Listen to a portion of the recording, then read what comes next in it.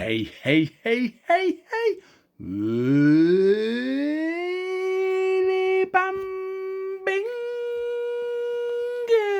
J'espère que vous allez bien. En tout cas, moi, ça va nickel. Comme vous le découvrez derrière moi, il y a de l'Europa League et de l'Europa League Conférence.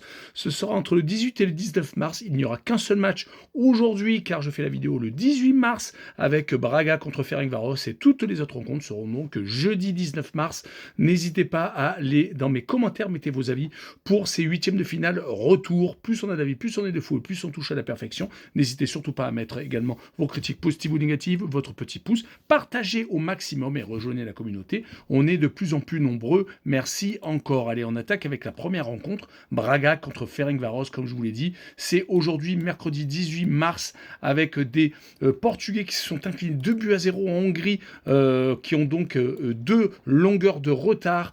Ils n'ont pas joué ce week-end, ont été mis au repos, un peu comme Ferencváros d'ailleurs. Il y a pas mal d'équipes, même en Champions League, qui ont eu leur match reporté ce week-end. En tout cas, Ferencváros reste sur que des victoires. Ils ont eu des matchs très importants en plus à jouer, que ce soit en Ligue Europa, où ils ont réussi à éliminer Ludogorets, l'équipe bulgare, le tour d'avant, et également en championnat et en Coupe de Hongrie du côté de Braga. Ils ont accroché un match contre le Sporting du Portugal le 7 mars, juste avant malheureusement cette défaite en Hongrie. Ils avaient pourtant réussi à accrocher quand même de très bons résultats plus tôt. Sur ce match-là, je verrai quand même Braga s'imposer à la maison 2-0, peut-être obtenir une prolongation et avec le plus de 1,5 but pour les Portugais. On poursuit avec Fribourg contre Genk, l'équipe belge qui a réussi à s'imposer 1-0 lors du match aller. Fribourg vient de perdre à la maison contre l'Union Berlin, restant peut-être avec la tête totalement tournée vers ce match retour.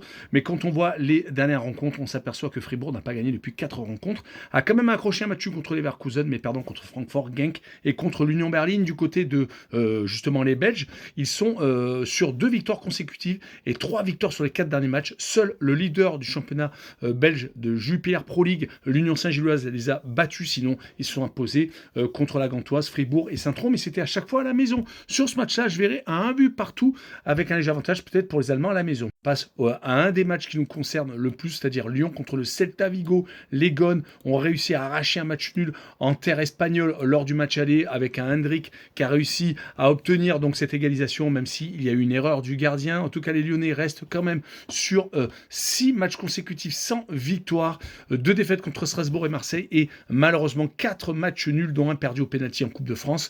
Ils sont encore dans les clous pour obtenir une qualification pour la Champions League via le championnat et donc peut-être encore en lice pour gagner cette C3, mais il va falloir quand même montrer un peu plus de choses du côté du Celta Vigo. Également 3 matchs sans victoire, une défaite contre le Real Madrid, après avoir enchaîné beaucoup de très bons résultats, des victoires contre Rérone, une élimination du PAOK Salonique au tour précédent, donc dans cette C3.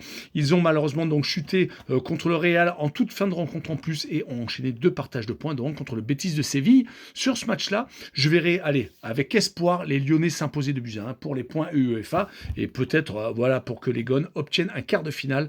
Et les 2 équipes qui marquent. Allez, on poursuit avec Midtjylland contre l'équipe de Nottingham Forest, les Danois contre les Anglais. Midtjylland avait réussi à terminer dans le top 8 de cette phase championnat C3, donc faisant de très gros résultats. Rappelons qu'ils sortent d'une trêve hivernale un peu plus longue que dans d'autres pays, surtout européens. Du côté de Midtjylland, ils viennent de perdre à la maison donc contre Nordjylland. C'est pour ça que j'ai fait un petit laïus à un moment donné. Et on continue avec Midtjylland contre Nottingham Forest. Midtjylland avait fini dans le top 8 de cette C3. Rappelons qu'ils ont joué 2 fois déjà contre Nottingham, gagnant 2 fois d'ailleurs, et 2 fois en Angleterre.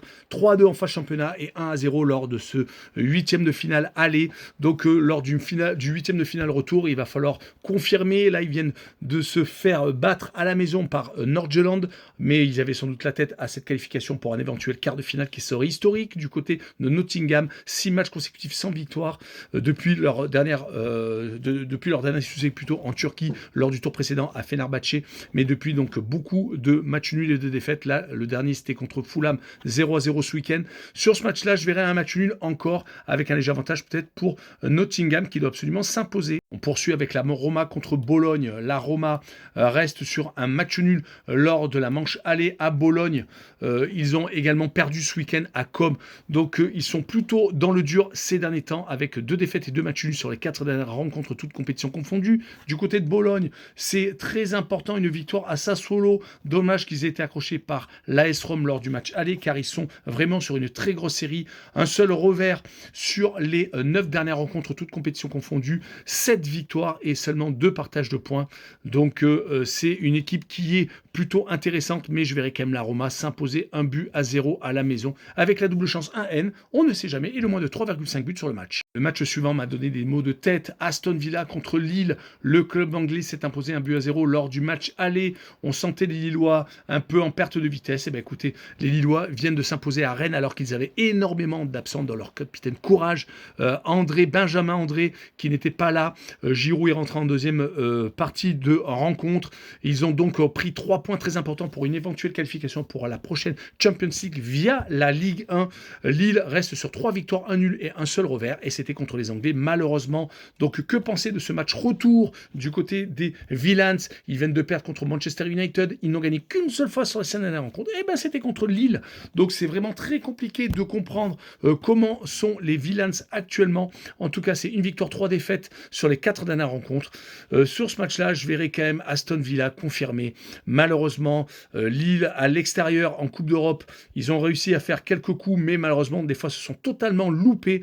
Donc, je verrai une victoire 1-0 d'Aston Villa avec le moins de 3 buts, peut-être pour assurer le coup. Allez, on continue avec le Betis de Séville contre le Panathinaikos Athènes au match aller. Les Grecs se sont imposés 1-0, donc quand même ont une petite longueur d'avance. Le Betis vient de faire match nul contre le Celta Vigo et ces derniers temps, le Betis sont en grande difficulté de résultats. 2 défaites et 3 partages de points sur les 5 dernières rencontres, toutes compétitions confondues. Ils avaient réussi une très belle série, s'imposant par exemple contre l'Atlético de Madrid début février, mais depuis, cela va beaucoup moins bien. Mais bon, en Coupe d'Europe, tout peut être relancé, car du côté du Panathinaikos, ils viennent de faire 0-0 à la maison contre une équipe Panétolikos, que je ne connaissais pas, mais bon, c'est une légère perte de vitesse. Mais bon, ils sont surtout sur des victoires avec leur dernière défaite recensée le 11 février, c'était contre le PAOK Salonique. Mais bon, voilà, le Betis de Séville, dos au mur, pour moi, va quand même s'imposer 2-1. Mais pour assurer le coup, je verrai la double chance 1N et le plus de 1,5 but sur le match. Pour finir cette Ligue Europa, le FC Porto contre Stuttgart, très belle affiche entre des Portugais vainqueurs au match aller en Allemagne, 2-1.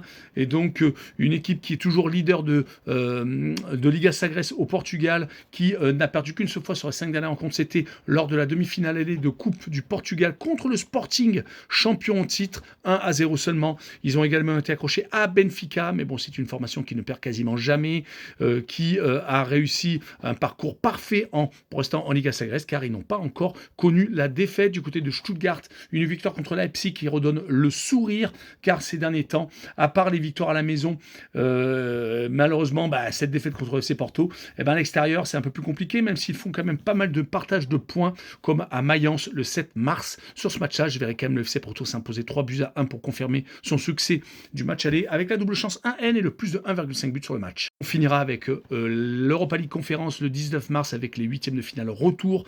Je vais me concentrer sur une seule rencontre, en particulier c'est Strasbourg qui va recevoir Rijeka, l'équipe croate. Au match aller, les Alsaciens s'étaient imposés 2-1, prenant une très belle option pour une éventuelle qualification pour les quarts de finale qui serait également historique pour le club alsacien. Rappelons que Strasbourg vient de faire 0-0 contre le Paris FC ce week-end en championnat, mais ils sont sur une très belle série d'invincibilité depuis leur déplacement au Havre le 8 février. Ils n'ont plus perdu donc depuis 1 mois et demi, sortant Reims et Monaco en Coupe de France ces derniers temps, étant qualifiés pour les demi-finales de la Coupe de France, donc, et encore en course pour une éventuelle qualification pour des places européennes en fin de saison en Ligue 1, et donc peut-être un titre européen, on ne sait jamais.